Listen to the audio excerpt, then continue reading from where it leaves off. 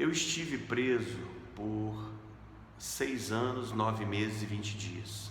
Depois disso, já faz 19 anos quase, 18 anos para 19, que eu, de alguma forma, estou em contato com o sistema prisional.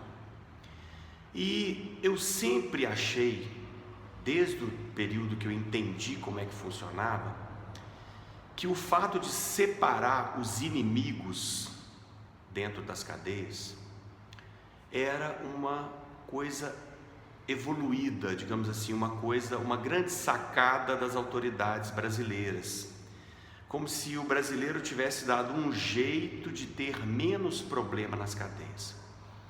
Olhando de forma assim nua e crua, muita gente eu vi falando na internet: preso tem que, joga lá, eles se resolvem, que isso, não tem que ficar tendo lugar do A, lugar do B não, eles têm que ser jogados lá, não são eles que mandam não. Mas a questão não é mandar, porque quem manda nas cadeias, independente de estar na galeria ou no pavilhão A ou no pavilhão B, sempre são os agentes prisionais, né? Aqui em Minas, por exemplo, existe um batalhão especial quando vai abrir uma cela, fazer alguma movimentação dentro da cadeia, que eles entram, eles vêm até encapuzados, todos armados, com armas de balas de borracha, até cães acompanhando, e fazem o trabalho com muito profissionalismo. Então quem manda na cadeia, pelo menos assim, no funcionamento ali daquele local, quem abre, quem fecha, quem decide se vai para a cela A ou cela B, que horas vai ter ou se vai ter uma visita ou se não vai ter, se o procedimento A ou B vai acontecer, quem decide são os agentes prisionais. Os presos, quando as pessoas falam eles mandam no universo deles, na boca de fumo que ele tem na rua, na quadrilha que ele deixou na rua, em algum conhecido que presta algum tipo de serviço. Então eles têm contatos, e a Secretaria de Segurança, né, os agentes, eles tentam impedir que esse contato aconteça entre quem está lá dentro e quem está fora, de uma forma a ter alguma ligação com o crime. Mas dentro da cadeia, quem manda são os agentes. Os presos, eles obedecem, mão para trás, algema, cela, revista. Então não pode se dizer que os presos mandam na cadeia. Eu já vi filmagens, né, de outros países em que os presos realmente mandam na cadeia, né? Eu vi recentemente, não sei se foi em Guatemala, um lugar aí, que eles que decidem quem entra, quem sai, eles que fazem tudo lá dentro. Mas aqui no Brasil, quem manda na cadeia são as autoridades. Quando eu falei que, para mim, colocar os inimigos separadamente, né? Colocar o grupo do morro, que é de uma determinada facção, no pavilhão A, o grupo que é de uma determinada facção no pavilhão B, ou no presídio A, no presídio B. E no Rio de Janeiro acontecia uma coisa interessante, que quem era neutro não era nem de uma facção ou de outra, porque as facções são mais relacionadas a tráfico. Às vezes o assaltante, o estelionatário, outros tipos de crime que não são assim de facção, eles falavam: não tem facção, e ia para o pavilhão ou para o presídio chamado neutro. Eu sempre considerei isso uma grande sacada das autoridades. Por quê? Porque na rua eles têm guerra entre eles. Então um matou o parente do outro, matou o amigo do outro, quando essas facções. Um tomou a área do outro, né? E existe muito ódio envolvido. Eu estive num presídio no Rio de Janeiro que um pavilhão era uma facção, um pavilhão era outra facção. Eu ajudei num determinado trabalho, uma época, em que eu assisti só de cruzar pela grade, pela tela, um falar com o outro: vou te matar. E menino de 20 anos, 20 e poucos anos, e se colocar junto, mata mesmo. Ou um grupo mais forte oprime o outro grupo mais fraco. Não pode colocar junto. Mas é eles que mandam. Não, é uma questão de inteligência. Você tem 2 filhos dentro da sua casa, um deles, vamos supor, tem um problema mental que ele é agressivo. Você vai deixar ele cuidando do outro, ou você vai proteger esse segundo filho? Ah, mas os presos não são meus filhos, são bandidos, mas são filhos de alguém. E se começa a acontecer mortes, se a agressividade, a criminalidade aumenta, se você não tem como entrar no presídio e sair lá na frente, ter a opção de não se envolver no crime, não se envolver em facção, você tem que ter a opção.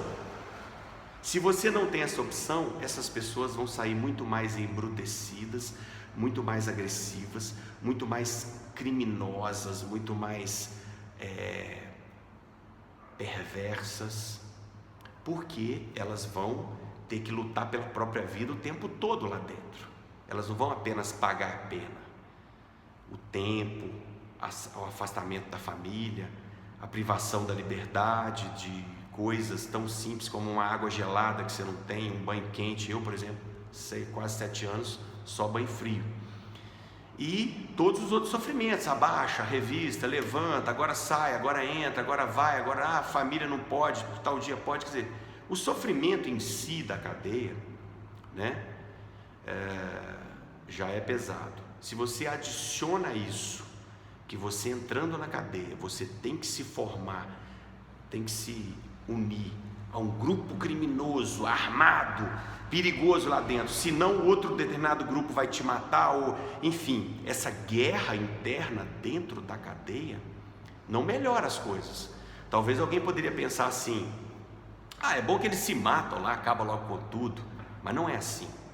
Eles vão arrumar uma forma de uma boa parte sobreviver, mas durante esse processo de sobrevivência eles vão se tornar piores, mais perigosos e mais perigosos. Pode ver os países onde é assim. Quer ver uma coisa interessante? Pega o filme chamado Sem Perdão. É aquele mesmo ator que fez os Lannister lá daquele filme do Games of Thrones, né? E aquele Lannister, ele faz um filme em que ele bebe, dirige e causa um acidente. A primeira cena do filme, não vou contar o filme não, tá? E ele vai para a cadeia. Ele é um homem branco que vai para a cadeia nos Estados Unidos.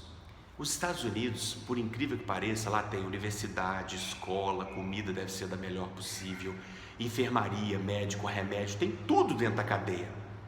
Mas a cadeia de lá é infinitamente pior do que a cadeia do Brasil. Por quê? Porque lá, branco, a Irmandade Branca, sei lá o que, nos seus nomes, não se mistura com os negros e não se mistura com os latinos. Então, se você pegar e ver um desses programas aí mostrando a cadeia de lá, se a pessoa entra por um crime, ela não é bandido, não é criminoso da vida do crime, não tem quadrilha, ele tem que formar com alguma quadrilha, senão ele vai ser barbarizado, estuprado, etc. Nesse filme chama Sem Perdão, tá? Esqueci o nome do ator, mas enfim, é fácil de ver. Um cara louro que fica todo, no filme ele acaba todo tatuado e tal. Você vai entender o que acontece dentro das cadeias dos Estados Unidos. É uma questão que eles estão discutindo lá agora. Lá nos Estados Unidos, o ex-policial é colocado junto, pelo que eu ouvi dizer, junto no sistema comum. Cometeu crime, vai para o sistema comum. Agora imagina, no Brasil, o presídio de ex-policial é diferenciado. É como se fosse uma outra facção. Porque você imagina, você pega um cara que prendia e ele tem várias pessoas ali na cadeia que ele prendeu. E você põe ele agora dentro da cadeia, ele vai ser barbarizado, ele pode ser morto, ele pode ser sei lá o quê. Então, eu sei que as pessoas que estão opinando na internet estão fazendo com a melhor das boas intenções, né? Tentando fazer o que é melhor. Mas se o Brasil tem alguma coisa no sistema prisional que seja um pouco mais evoluído, que dá uma possibilidade, por exemplo, da pessoa dizer: não quero ir para o presídio da facção A nem da facção B, eu não tenho facção, eu quero ir para o neutro, eu não quero facção. Você ter essa opção faz toda a diferença no sistema prisional brasileiro. Eu tinha vontade de correr lá nos Estados Unidos e dizer: olha, a pessoa que entra na cadeia aqui dos Estados Unidos, ele tem que sair da gangue, aqueles caras tatuados com aquelas barbas branco, ou aqueles negão com os cortes de cabelo doido e tal. Não tem outra opção. Você entra, os latinos, eu vi uma vez um filme, os latinos, eles quase que dominaram as cadeias dos Estados Unidos, que é uma gangue terrível. Estão todos juntos, no pátio é o grupinho dos brancos, dos pretos e dos, igual eu assim, dos marrom, separados. Se eu estivesse preso nos Estados Unidos, eu ia ter que me unir à facção dos latinos, né, dos cucaracha. O que acontece? Isso é muito perigoso. Eu sei que as pessoas estão falando por boas intenções, mas você imagina, se você mistura, vai ter morte, vai ter guerra. Para que isso? O que isso ajuda?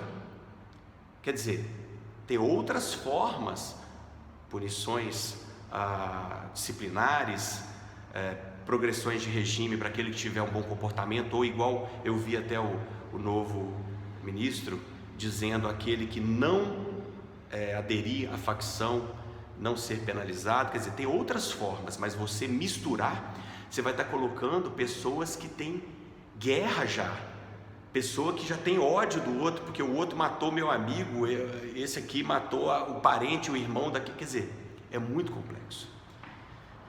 Espero que eu tenha conseguido de alguma forma transmitir aquilo que eu queria dizer. Jesus abençoe. Obrigado àqueles que deram ouvidos aí. Desculpa qualquer coisa.